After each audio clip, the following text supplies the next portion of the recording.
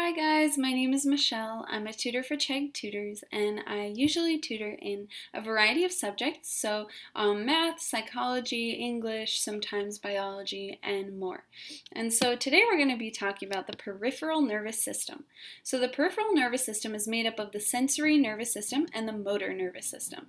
And the sensory nervous system sends information to the central nervous system from internal organs or from external stimuli, and the motor nervous system sends information from the central nervous system to organs, muscles, and glands. And so the motor nervous system has the somatic and autonomic nervous system.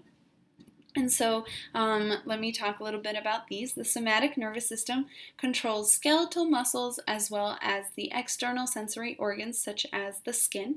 And this system is voluntary, and so responses are controlled consciously with the exception of reflexive motions.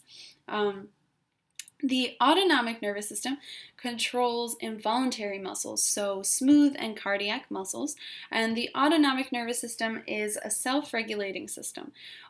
So it influences the functions of organs over which we have little or no voluntary control, so like the digestive system. And the autonomic nervous system is always activated, but it's either in the sympathetic or parasympathetic state. So depending on the situation, one state might overshadow the other and would result in different neurotransmitter release. So the autonomic nervous system is divided into these two divisions. So the parasympathetic division controls inhibiting heart rate, constricting pupils, contracting the bladder, and the sympathetic division often has the opposite effect. So it speeds up heart rate, dilates pupils, and relaxes the bladder. And the sympathetic system is the system that mediates the fight or flight response. So this is when our bodies perceive that we're in potential danger, and this results in accelerated heart rate and increased metabolic rate. So the physiological changes that occur during fight or flight are activated in order to give the body the strength and speed that it needs, and if it's the strength and speed that it needs if it's anticipating a fight or running for your life. So some of these physiological changes include increased blood flow to muscles and decreased blood flow to other parts of the body, so that, for example, the muscles in your legs so that you can run away.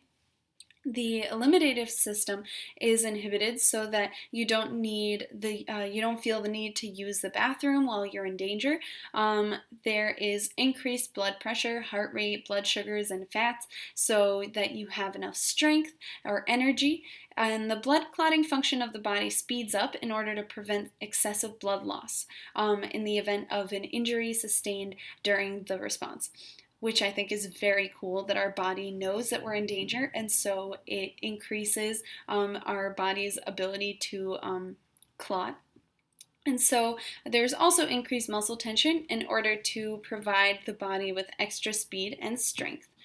So the parasympathetic system then brings all of these bodily changes back to homeostasis. So it lowers heart rate, the digestive system and eliminative processes are returned back to their normal states, and blood flow is distributed amongst all organs. So as you can see, the peripheral nervous system is very important for voluntary and involuntary movement, for assessing a situation for danger, responding to stress, and for remaining calm when no danger or stress is present. So thank you for listening to this lesson, and I hope you learned something. Have a good day.